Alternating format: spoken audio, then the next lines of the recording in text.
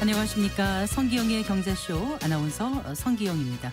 오늘 코스피는 장 초반에 3,500선 근처까지 오르면서 사상 최고치를 찍은 이후 숨고르기에 돌아섰는데요. 9월 들어서 국내 증시가 시가총액 투톱이자 반도체 대장주인 삼성전자와 SK하이닉스가 코스피 상승세를 이끌면서 사상 최고치를 갈아치우고 있습니다.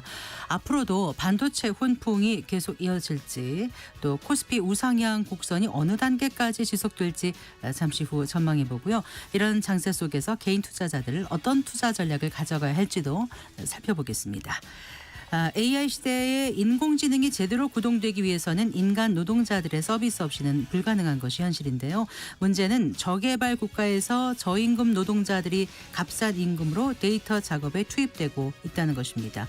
화려한 AI 기술 뒤에 가려진 AI 시대의 노동에 대해서 잠시 후 자세히 살펴보겠습니다. 이 시간 유튜브로도 함께합니다.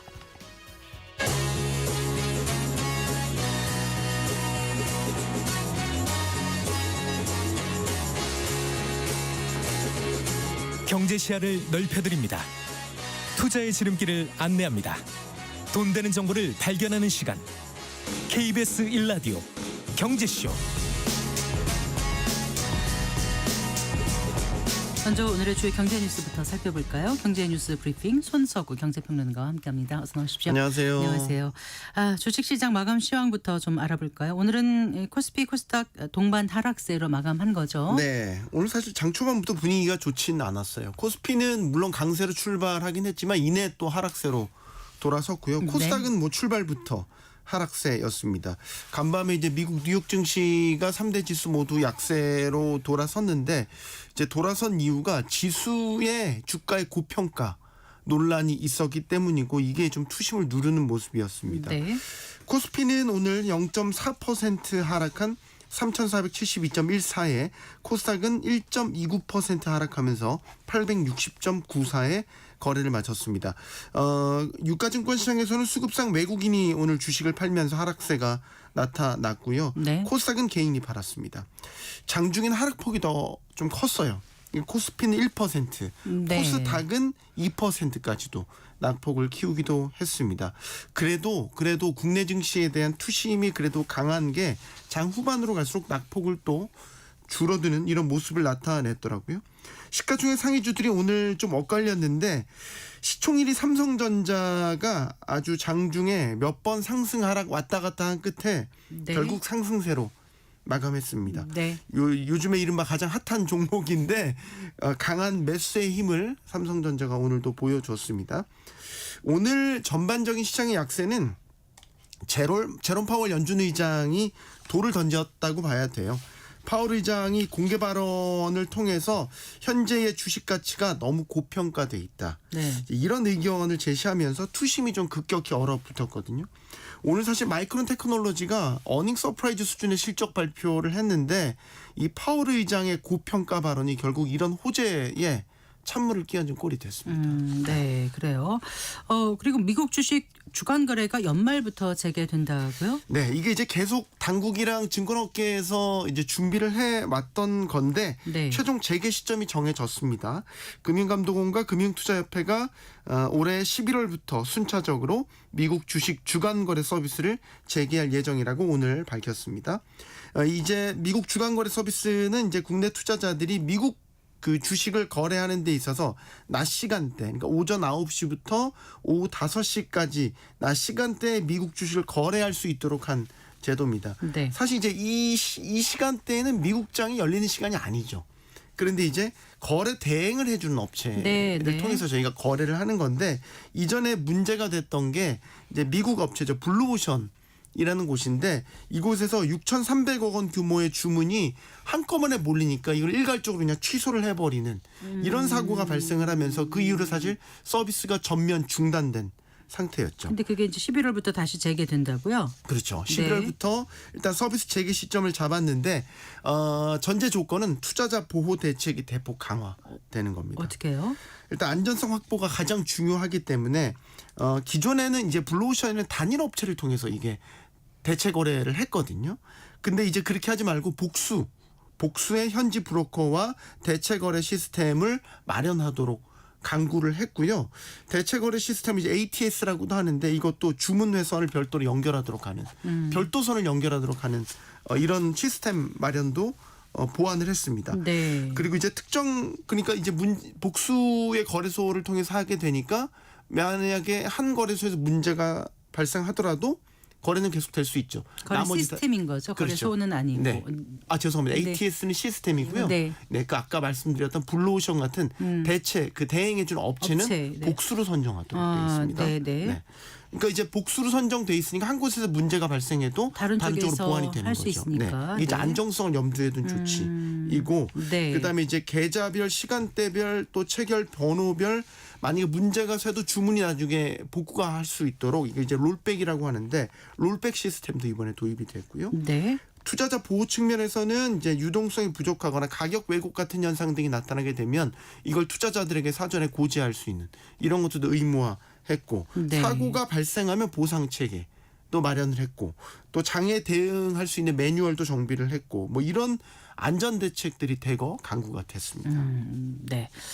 자, 경제협력개발기구 OECD가 우리나라에 대한 성장률 전망치를 종전과 같은 수준을 유지했다고요? 네, 그렇습니다. 이제 OECD는 1년에 2번씩 경제 전망을 발표를 하고 그 중간중간에 이제 수정 경제 전망을 내놓는데 네. 이번에는 이제 수정입니다. 네. 수정 중간 경제 전망을 통해서 이제 올해 우리나라 경제가 1% 성장할 거다. 내년에는 2.2% 성장할 것이다라는 전망치를 내놨습니다.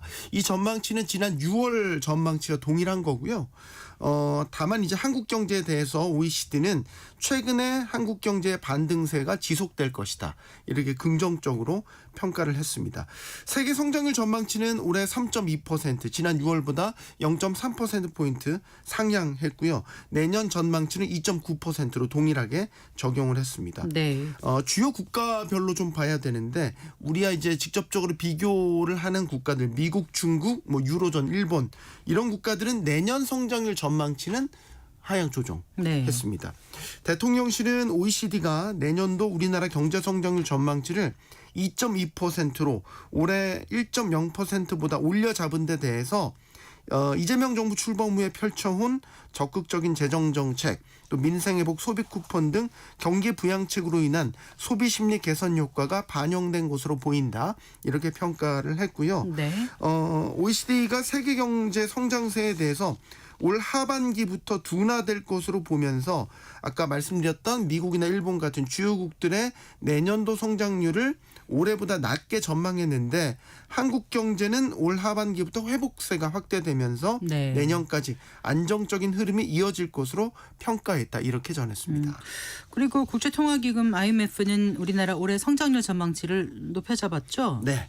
기획재정부에 따르면 IMF 한국 미션단이 지난 11일부터 2주 동안 진행한 연례 협의 결과 우리나라의 올해 성장률 전망치를 종전 0.8%에서 네. 0.9%로 0.1%포인트 높여 잡았습니다. 미션단은 발표문에서 완화된 재정통화 정책에 힘입어 국내 수요가 점진적으로 회복됐다.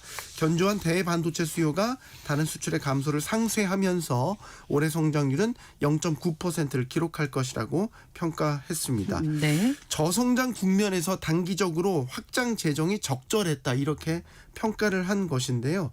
라훌 아난드 미션 단장이 별도의 기자회견을 통해서 이런 확장 재정을 긍정적으로 평가했습니다. 지난 7월 경제 전망 이후에 나온 2차 추경을 반영해서 올해 성장 전망치를 높인 것이다. 이런 설명을 내놨고요. 네. 다만 이제 내년 성장률에 대해서는 1.8%로 IMF 미션단이 이번에 제시를 했는데 우리의 잠재 성장률을 2%라고 본다면 아직 그 잠재 성장률 수준을 회복하지 못한 거지 않습니까? 여기에 대해서 아주 흥미로운 비유를 내놨어요. 컵에 물이 절반이 찼다고 보느냐, 여전히 절반이 비었다고 보느냐의 문제 같다. 그런데 성장률 네. 자체는 잠재 성장률에 수렴해 가는 수준이다. 그러니까 점진적으로 회복해 가고 있다라고 평가를 내린 것으로 봐야겠죠. 네. 다만 IMF는 중장기적으로 고령화 충격에 대응을 해서 구조개혁, 재정개혁의 필요성을 동시에 강조했습니다. 이것도 주목되는데요. 구체적으로 연금제도 개편해야 된다. 재정수입 조성해야 된다. 지출 효율성 향상해야 된다. 이런 구체적인 방안들도 거론을 했습니다.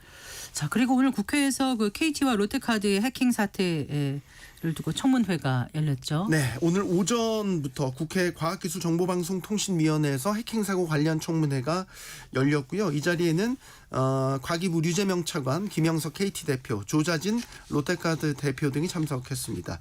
예상하신 대로 해킹 사고 경위나 사고 처리, 관리 부실 등을 놓고 여야 의원들의 질타가 이어졌습니다. 먼저 김영석 KT 대표는 사고의 매개가 된 이 소형 기주국 펨토셀과 관련해서 네. 관리 실태를 보니 허점이 많았고 관리가 부실했다면서 사과했습니다. 이 펨토셀 관리 부실이 사건을 초래한 원인이라는 지적에 대해서는 인정한다고 말했습니다. 또 KT가 현재 ARS 인증만을 토대로 피해 규모를 소극적으로 조사하고 있다, 이런 지적도 나왔는데요. 네. 이에 대해서 김 대표는 일단 시간이 걸리기 때문에 ARS를 기반으로 분석한 것이고 전체 인증에 관한 데이터를 분석하고 있다면서 앞으로 피해 규모 파악의 확대 방침을 밝히기도 했습니다. 이번 사안에 대해서 당국의 고발 조치가 필요하다는 질의도 있었는데요. 네. 이에 대해서는 류재명 과학기술정보통신부 2차관 서버 폐기나 신고 지연 등에 대한 고의성이 있는지 파악하는 대로 경찰 수사 의뢰 등 강력히 조치하겠다고 말했습니다. 네. 롯데카드에도 질타가 쏟아졌죠. 네, 조자진 롯데카드 대표도 청문회에 참석했는데요. 내부의 정보보호 관리 실태가 부실했다며 사과했고요. 사임을 포함한 인적 쇄신을 고려 중이냐는 질문에 그렇다고 답해서 이번 사태에 책임을 지고 물러나겠다는 입장을 재차 밝혔습니다. 카드 재발급 같은 피해 고객에 대한 사후 조치가 제대로 이루어지지 않고 있다는 지적에 대해서도 네. 현재 카드 재발급이 100만 명까지 밀려 있는 상황이라고 하더라고요. 하지만 이번 주말까지는 대부분 해소가 될 것이라고 밝혔습니다. 또 청문회에서 주목을 끌었던 건 롯데카드 최대 주주 MBK 파트너스 측에서도 참석을 했습니다. MBK 파트너스는 보안 투자를 강화하겠다면서도 향후에 롯데카드 매각 추진 의사를 분명히 했고요. 네. 또 보안 강화에 5년간 1,100억 원을 투자하겠다고 약속했는데 이 약속도 지키겠다고 강조했습니다. 네. 하나 더 여쭤볼게요. 그 설탕세 도입하자는 논의가 지금 활발히 이루어지고 있는 거죠. 네. 설탕세는 이제 당류가 포함된 식품을 제조, 수입, 유통하는 업체에 대해서 국민 건강 증진 부담금을 부과하는 것을 말합니다. 담배세 생각하시면 됩니다. 네. 담배세도 이제 건강에 유해하다는 이유로 국민 건강 증진 부담금이 부과되고 있죠. 한마디로 이제 당류 과당 식품에 대해서는 이게 국민 건강을 해치고 사회 경제적으로도 비용이 전이되니까 네. 건강 부담금을 부과하자는 취지죠. 이게 21대 국회에서 설탕세 도입을 골자로 한 이 국민 건강증진법 개정안이 발의됐다가 자동 폐기가 됐었거든요. 지금 22대 국회에 들어와서 다시 도입 논의가 지금 일어나고 있는 상황이고 오늘 오전 국회에서는 이 설탕세 도입과 관련한 토론회도 열렸습니다. 네. 현재 이 설탕세는 이 WHO 같은 국제기구는 이 설탕세 도입을 권고하고 있어요. 그리고 세계적으로도 설탕세를 도입한 국가들은 꽤 있습니다. 그렇죠. 네. 올해까지 이제 120여 개국이 설탕세를 도입한 것으로 알려졌고 이 설탕세를 도입하자라는 쪽에서는 어쨌든 당류 가당 섭취로 인한 사회 경제적 부담 완화의 필요성이 대두되고 있다, 이런 설명들을 내놓고 있죠. 그래도 식품업체들은 반대할 것 같아요. 그렇죠. 네, 업체들 입장에서는 이제 또 하나의 세부담이 늘어나게 되는 거고요. 이제 업체들은 국민 건강을 이유로 이 설탕세 부과가 논의되고 있긴 하지만 결국 이게 이제 최종 소비자 가격에 전가가 되면 서민 부담을 늘리는 결과가 될 것이다, 이렇게 우려를 하고 있죠. 결과적으로 이제 식품 업계에는 경영 부담, 소비자는 물가 인상 부담으로 이어질 수 있다라는 주장인 거고. 네. 이게 일각에서는 지금 상황을 보면 이게 국민 건강 증진금이라는 세목이지만 실질적으로는 세수 부족을 메우기 위해서 세목을 하나 더 늘리는 것 아니냐, 이런 의구심도 제기되고 있고요. 네. 그리고 이제 설탕세를 도입해서 그러면 국민 비만 같은 만성질환 감소 효과가 있냐, 네. 여기에 대한 논란도 사실 있습니다. 상관관계가 명확히 밝혀진 게 없나 보죠. 아직? 그렇죠. 네. 그러니까 통계적으로 보면 당류가 포함된 음료나 식품들이 섭취가 줄어들긴 하지만 네. 이것 때문에 비만이 감소했냐, 이것 때문에 관련 질병이 감소했냐라고 직접적인 인간관계가 명확치 않다라고 주장하는 쪽도 있어요. 네. 그리고 이제 이 설탕세를 도입하고 난 뒤에 흐름을 보면 세금 회피를 위해서 교묘하게 기준치 이하로 낮추는 이런 양상도 나타나고 네. 당분 섭취는 줄어드는데 대신 고열량 제품 섭취가 늘어나는 이런 국가들도 있다라고 아, 그래요? 해요. 네. 그러니까 이건 일종의 희석 효과도 발생한다고 볼 수 있고 이게 이제 그 세율이나 적용 대상이 국가별로 상이하거든요. 그래서 성공적으로 안착한 나라도 있지만 별 효과가 없다고 해서 최근에 중단하거나 폐지된 그런 나라들도 있기 때문에 네. 이걸 이제 우리나라에 도입한다 굉장히 쟁점이 많은 부분이어서 앞으로 좀 논의가 어떻게 진행될지 귀추가 주목되고 있습니다. 알겠습니다. 잘 들었습니다. 고맙습니다. 감사합니다. 경제뉴스 브리핑 손서구 경제평론가와 함께했습니다.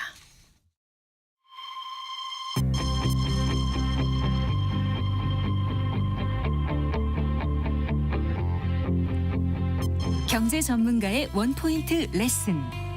꼭 알아야 할 정보와 이슈를 알기 쉽게 풀어드립니다. 대한민국 경제 고수와 함께 투자의 맥을 짚는 KBS 일라디오 경제쇼. 진행의 성기영 아나운서입니다. 4시 21분입니다. 코스피가 오늘은 숨고르기에 들어간 것 같지만은요. 연일 사상 최고치를 찍어가면서 국내 주식 투자에 대한 관심이 커지고 있습니다. 앞으로 이 상승세가 더 이어질지 특히나 반도체 대장주의 상승이 계속 이어질지 많은 분들이 궁금해하시는데요. 추석 이후 국내 증시에 전망해보고 투자 전략도 자세히 짚어보겠습니다.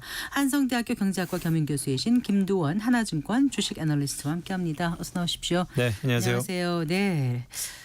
코스피가 이제 연일 오르고 있어요. 네. 오늘은 잠시 주춤하긴 했습니다만은 이렇게 상승세 이어가는 이유를 교수님께서는 어떻게 분석해 주시겠습니까? 네, 사실 시기적으로 보면 9월이잖아요. 아직 뭐 다 끝난 건 아닙니다. 네. 9월이. 하지만 통계적으로 8월 말에서 9월을 조망할 때 네. 9월은 통계적으로 비수기였다. 즉 주가 측면에서 수익률이 부진했었다라는 것이 내년에 9월이 매년. 매년 네, 그러니까. 평균적으로. 네. 그것이 기본적인 뭐 증권사 모든 리서치 센터의 전망이었는데 보기 좋게 틀렸죠. 그 여러 가지 이유 중에 하나가 가장 어려웠던 조합들이 잘 맞춰지고 있었던 것 같습니다. 어떤 말씀이세요?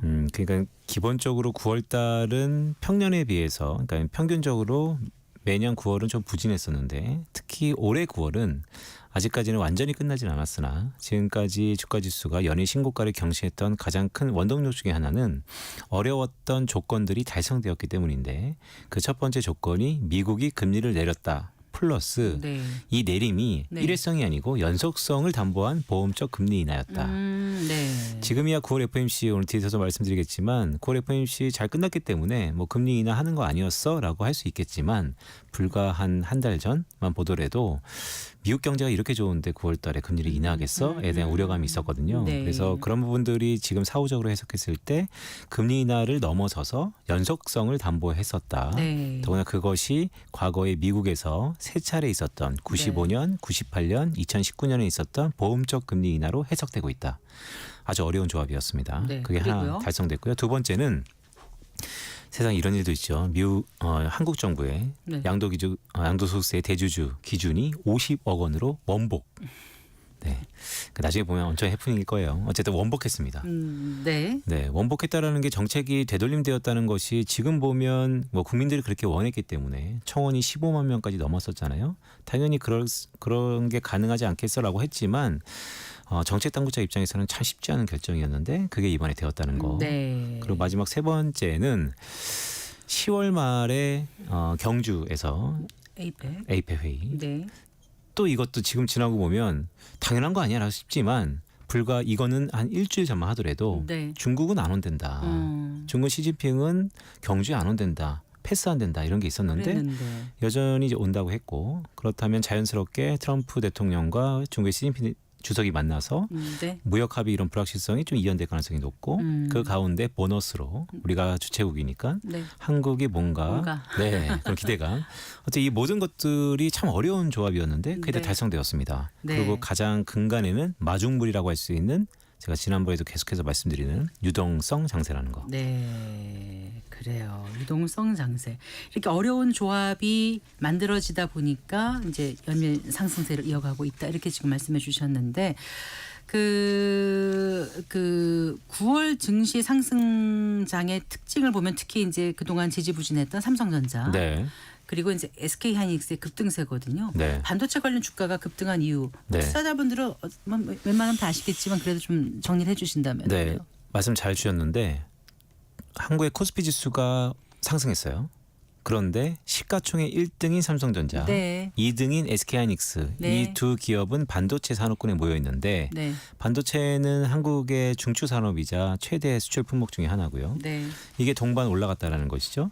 근데 이게 어떤 의미가 있냐면 미국이 가장 필요로 하는 미국의 제조업의 재건, 거기 이면에 AI 혁신의 가장 근간, 네. 미국의 기업인 엔비디아, 이런 미국의 빅테크들이 네. 한 1년 넘게 계속해서 캐펙스 투자라고 해서 자본 설비 투자 이런 것들을 꽤 오랫동안 해왔었어요. 네.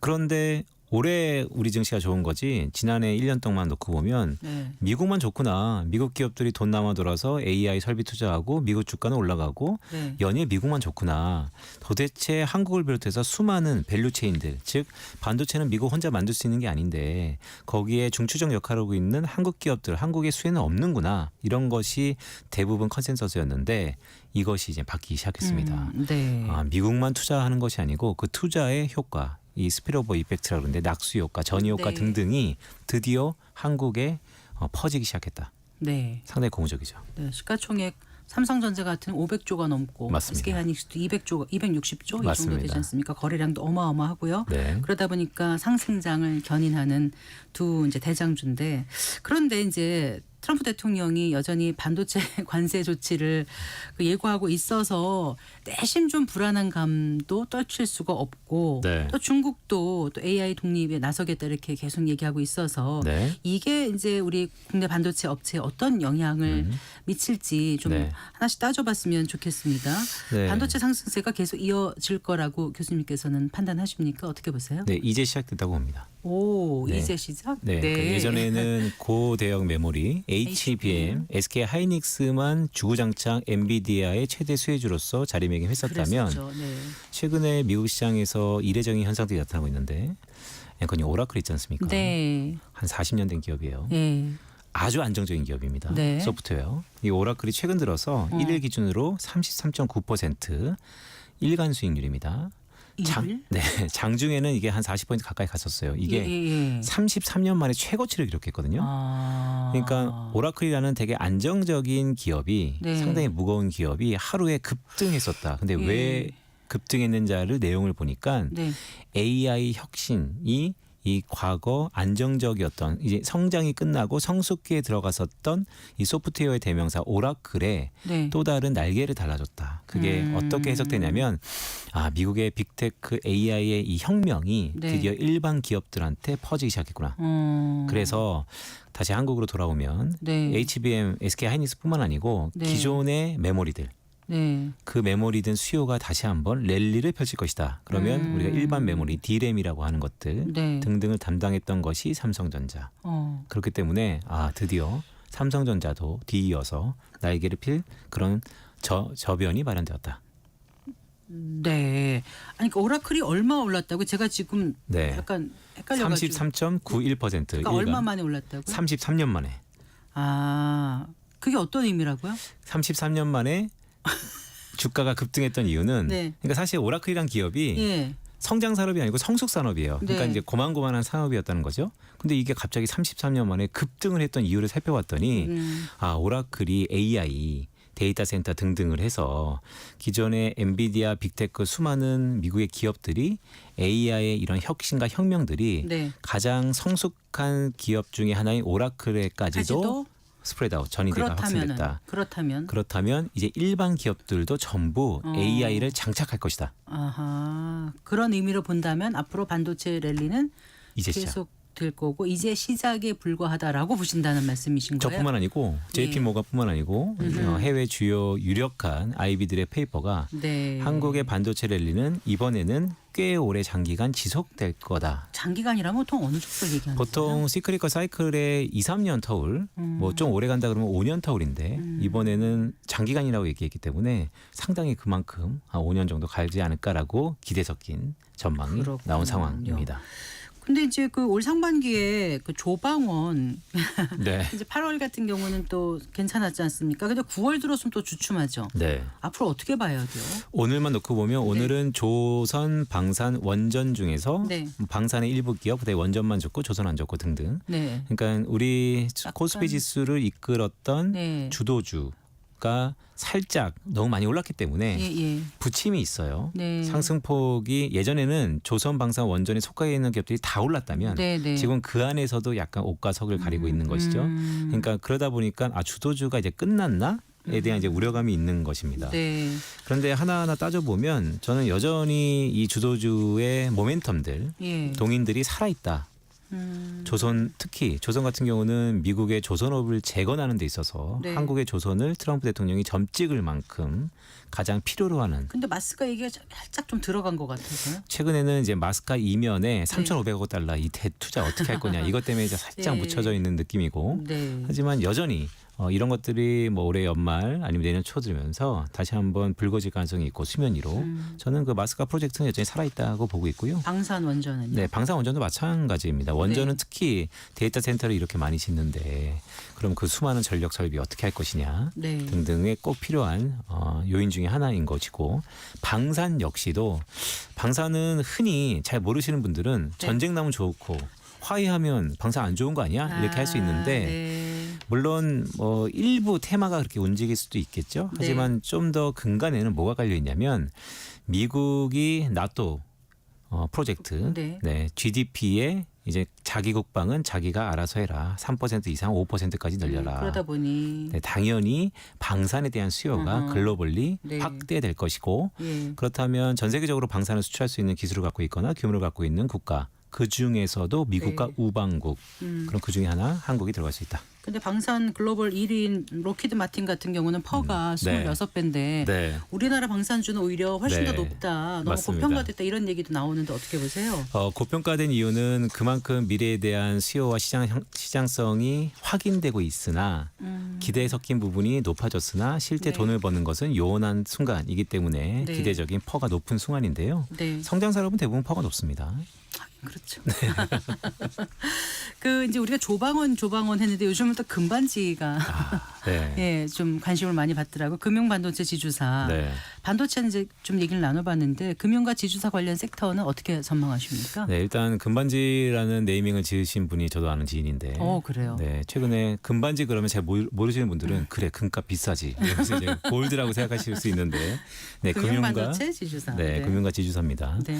자, 주식시장이 연일 신고가를 경신하고 있고 거기 이면에는 거래가 활성화되고 있으면 당연히 금융회사 또한 지주회사는 수혜를 볼 가능성이 높고요. 네. 더구나 이재명 정부가 주창하는 한국의 가계자산의 포트폴리오의 대변화, 부동산에서 동산으로, 그렇다면 이 동산 중에서도 국내 주식, 네. 국내 주식의 투자의 기본적인 자세를 네. 이제는 투기가 아닌 배당으로 바라본다. 네. 자, 상법이 개정되었기 때문에 내후년부터 실제 모든 기업의 백서 같은 IR에는 네. 이제 배당 성향이 높아질 겁니다. 네. 자, 그렇다면 내후년 얘기긴 해요. 그래도 하지만 미리 기대가 미리부터. 맞습니다. 네, 지주 좋을 수밖에 없죠. 예. 그리고 이제 미국의 그 금리 정책 기조도 앞으로 영향을 미칠 것 같은데 그 네. 부분도 좀 말씀해 주실까요? 네, 사실 모두에 말씀드렸던 것처럼 어려운 조합 중에 하나가 미국이 금리를 인하한다. 플러스 한 번이 아니고 연속적으로 한댄다. 올해 9월 달에 했기 때문에 이제 10월 말하고 12월 달 남았는데 두 차례 더 한댄다. 이게 네. 지금까지 컨센서스였는데 네. 우리 장이 이렇게 떨어졌던 이유 중에 하나가 간밤에 중앙은행장, 그러니까 미국의 중앙은행장이 파우르 장이 네. 여러 가지 연설을 했는데 그중에 두 가지가 핵심이었습니다. 하나는 사실 중앙은행장이 주식 얘기를 할 뭐 필요는 없죠. 근데 그만큼 미국의 포트폴리오에서 주식시장이 차지하는 비중이 워낙 크기 때문에 가계 밸런스 측면에서 얘기를 했던 것이고 고평가 가능성이 있다. 네. 그러니까 그 물론 한마디. 네, 많이 올랐기 때문에 네. 그러니까 흔히 증시의 오랜 격언 중에 우는 아이 뺨 때린다고 명분을 찾을 수 있는, 조정을 찾을 수 있는 부분에서 딱 히트했다라는 것이 하나 있고요. 두 번째는 원론적인 얘기했습니다. 인플레이션 압력이 관세로 인해서 다시 한번 모락모락 펴지고 있기 때문에 그런 부분은 우리가 해석할 수 있는 게 9월 달에 금리를 연속적으로 인하할 거라고 했는데 아닌가? 의장의 생각은 좀 다른가? 예. 라고 할 수 있고, 그런데 좀 더 테크니컬, 즉 기술적인 부분이지만 저희 같은 패드워처들이 주목하는 건 점도표예요. 네, 네. 점도표가 요번에 이런 표현이 적당한지 모르겠으나 간당간당 아슬아슬했습니다. 네, 네. 네, 그러니까 금리를 낮추겠다는 사람과 인플레이션 때문에 지금 금리를 유지하는 사람이 팽배히 있는데 네. 어찌 되었건 파월 의장의 의중은 네. 내리는 것보다 좀 신중하자라는 네. 것을 다시 한번 확인시켜줬기 때문에 예. 앞으로 모두에 말씀드렸던 것처럼 미국의 금리 인하는 매우 중요합니다. 한 발짝 뒤에서 보면 인하를 한댄다 좋죠. 하지만 많이 반영되어 있습니다. 이제는 인하의 횟수가 중요합니다. 네. 그래서 연속적일지 아닐지에 따라서 주식시장은 상당히 민감할 것이다. 네. 우리는 이제 금통위가 10월에 열리잖아요. 맞습니다. 네. 금리 인하를 단행할 수 있을까요? 네, 이제부터 전망인데요. 인하할 것 같습니다. 네. 인하하는 이유는 이제 미국이 어쨌든 보험적으로 금리를 인하했기 때문에 네. 우리 한국은행이 꼭 미국을 따라하지는 않습니다. 이번에 인상과 인하는 좀 더 빨리 했던 가능 사례도 있고요. 하지만 이번에 한국도 경기가 녹록지 않습니다. 부동산은 글쎄요 잡혔냐 아니면 잡히고 있냐 등등의 이견이 분분하나 어찌 되었건 지금은 금리를 인하할 수 있는 명분과 가능성이 좀 더 높아졌다라고 네. 보고 있습니다. 네. 그러니까 주식 투자 문화를 이제 배당이나 이런 쪽으로 해서 부동산에서 주식 쪽으로 가게끔 바꾼다. 이 정부가 기조가 네. 그렇게 간다라고 아까 말씀하셨는데 금리 인하를 하게 되면 네. 이제 그 유동성이 또 주식에서 번 돈이 부동산으로 흘러 들어가지 않을까 이런 거에 대한 우려를 내지는 혹은 뭐 기대하는 분들도 계실 수도 있겠습니다만 네. 그 부분은 어떻게 보세요? 네, 그건 정확한 표현이죠. 우려하는 사람 반, 기대하는 사람 반입니다. 자, 금리를 인하하면 어쨌든 시중의 유동성이 풀립니다. 그러면 가장 중요한 자산으로 자금이 몰리게 돼 있습니다. 부동산과 주식 시장에 동반 들어갈 거라고 봅니다. 네. 하지만 기본적으로 비중 자체는 부동산보다는 증시에 보다 클 것으로 기대하고 있습니다. 그렇게 네. 보는 이유는 부동산은 정책적으로 수요 측면에서 상당히 제약이 있기 때문에 맞아요. 똑같이 유동성이 풀려서 부동산은 아예 하나도 안 들어가고 증시에 들어간다는 것은 어불성설이고 네. 동반 들어가겠지만 비중은 주식시장이 훨씬 더 크게 들어갈 것이다라고 보고 있습니다. 그 이제 금값과 은값도 지금 계속 높이 올라가고 있지 않습니까? 어느 정도까지 지금 네. 상단을 보고 계세요? 아, 이런 멘트를 좀 드릴게요. 제가 사실 이 성경 경제쇼 오면서 한 1년 넘게 계속해서 금이 좋다라는 말씀 드렸는데 이번에 이렇게 많이 올랐을 경우에도 이런 말씀 드리겠습니다. 천장이 뚫렸습니다. 그래 상단을 어디까지 보냐고 제가 여쭤본 거예요. 없습니다. 네, 상단이 없고요. 이렇게 단호하게 말씀하시니까. 맞습니다. 네, 그 정도로 확신에 가까운 얘기를 하신 거는 네, 제가 2년 반 동안 금을 주구장창 밀고 있는데요. 네. 금을 상승하는 여러 요인들이 있죠. 그런 부분들을 흔히 오랜 경험 동안 투자를 하신 분들은 영원한 건 없다. 많이 올랐으면 쉴 때도 있고 물론 있습니다. 하지만 그렇다고 금을 오르게끔 했던 상승 요인들이 없어졌냐? 없어지지 않았습니다. 여전히 인플레이션에 대한 우려가 있고요. 네. 가장 중요하게 금과 비교할 만한 달러 패권 기축 동화가 흔들리고 있고요. 네. 그래서 이런 부분들이 완전히 자리매김하기 전까지는 금에 대한 수요는 항상 있을 것이다라고 보고 있고요. 더 재미있는 것은요.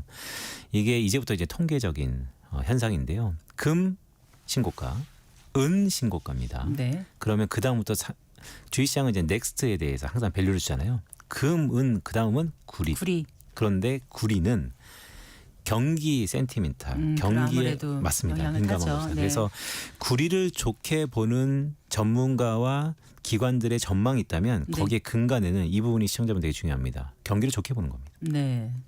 알겠습니다. 네. 경기를 안 좋게 보면 다음 넥스트는 구리가 될 수 없습니다. 없다. 예. 그럼 금은 투자하시겠다는 분들은 어떤 식으로 투자하는 게 가장 효율적일까요? 네, 현실적으로 ETF고요. 네. 네, 은 같은 경우는 KRX 선물에 현물이 없어요. 네, 그래서 네. 은은 특히 이제 국내외 전부 상장돼 있는 ETF를 접근하면 네. 좋은데 다만 이제 세금 측면에서 좀 다른 것이죠. 네. 해외 투자한다는 것은 해외 주식과 버금가게 우리가 양도소득세 22.5%만 내면 되는 것이고 네. 국내에는 양도소득세는 없겠으나 네. 배당소득세가 있는 것이고요. 15.4%. 하지만 국내는 종합과세의 대상입니다. 2천만 원이 넘으면 네. 또 가중돼서 세금을 낸다 정도 보시면 좋을 것 같습니다. 네. 추석 이후 장세 전망 한 번 더 해주신다면요. 네, 추석 연휴가 좀 깁니다. 이번 연휴 이후에 시장의 컨셉은 빠르게 실적으로 바뀔 겁니다. 네. 네, 유동성에서 실적으로 바뀔 거기 때문에 어떤 기업들이 3분기에 어떠한 성적표를 받아들일까. 그런데 약간 우려 섞인 부분은 관세. 도대체 기업마다 산업마다 어떻게 온도차를 내뿜을 것인가가 좀 중요하고요. 그래도 지난 2분기에도 이런 컨셉이 그대로 있었거든요. 네. 그래도 주가와 기업들이 고공행진했던 이유는 서프라이즈였습니다. 그래서 실적이? 네, 여전히 실적에 대한 기대감도 있다. 잘 들었습니다. 고맙습니다. 고맙습니다. 네, 김두원 하나증권 주식 애널리스트와 함께했습니다.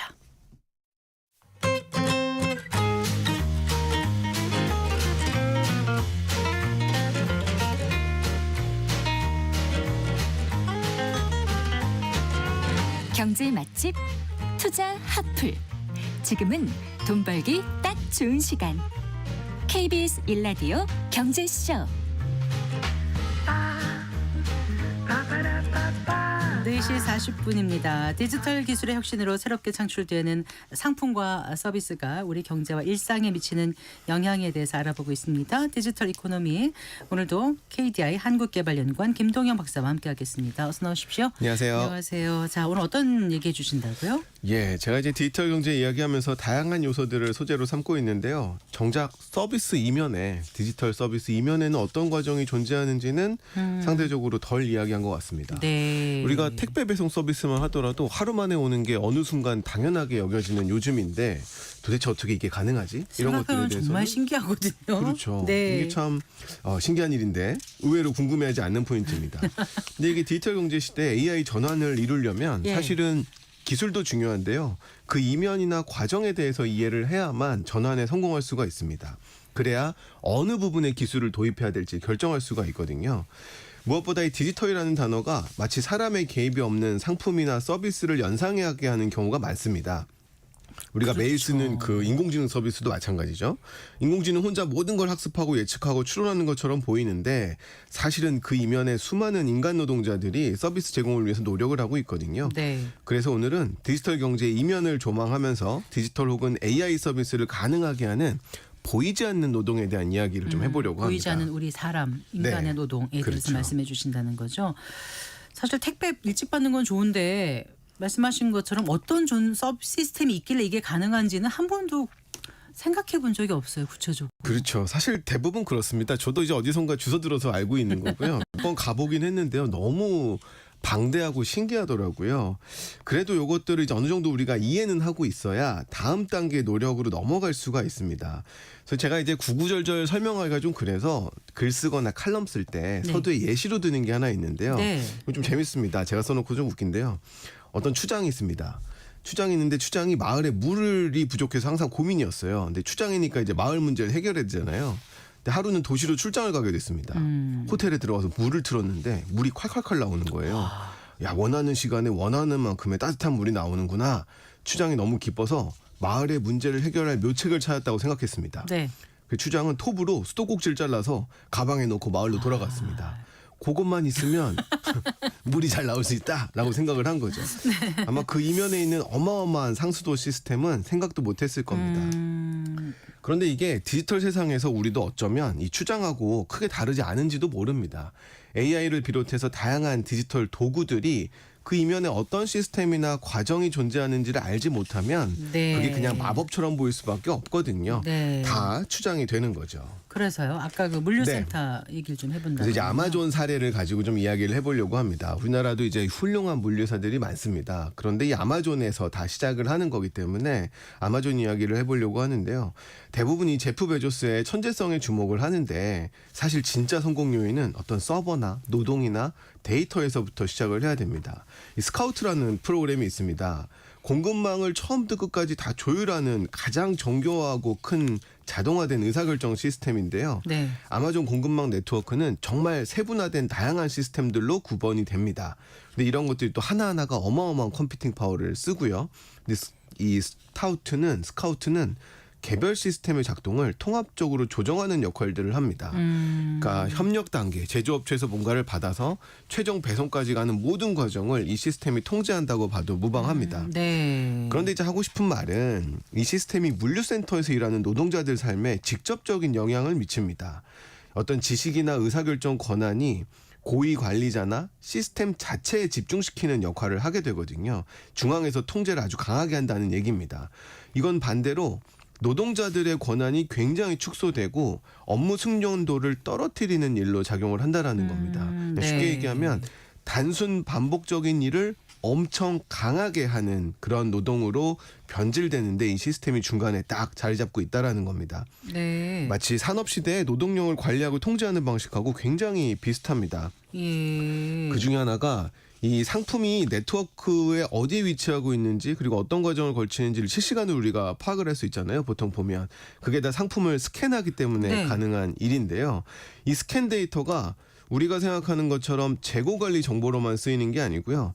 시간당 몇 번을 스캔했는지에 따라서 작업자별 처리량을 기록하는 생산성 지표의 기반이 됩니다. 인간을 감시하는 거네요. 거의 이제 그렇게 쓰이는 거죠. 네. 게다가 이걸 이제 자동화 시스템에 태우면 목표를 지속적으로 달성하지 못하거나 멈추는 시간이 큰 직원들은 자동으로 해고할 수 있는 시스템의 기반이 되기도 합니다. 그러니까 단순한 재고 관리 정보로 쓰이는 게 아니라 스캔 데이터가 노동자를 관리하는 용도로도 쓰인다 이 말씀이시잖아요. 그렇죠. 더 나가서 이 생산성을 기반으로 순환 근무 계획도 굉장히 정교하게 수립을 합니다. 예. 이게 2020년에 밝혀진 내용인데요. 아마존은 이 머신러닝 알고리즘을 활용해서 직원들의 근육 사용량을 분석합니다.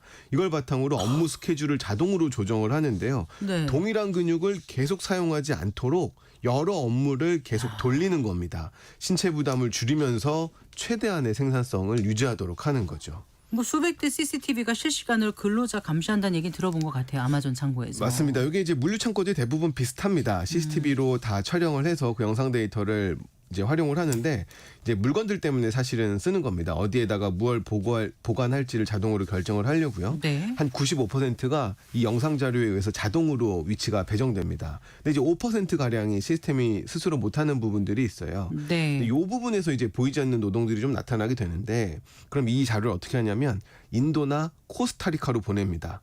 그럼 거기에 데이터 주석 노동자라는 사람들이 존재를 합니다. 이 사람들은 영상 데이터에 필요한 주석을 달아서요. 네. 해당 데이터를 알고리즘이 사용자가 원하는 방향으로 읽어낼 수 있도록 작업을 하는 사람들입니다.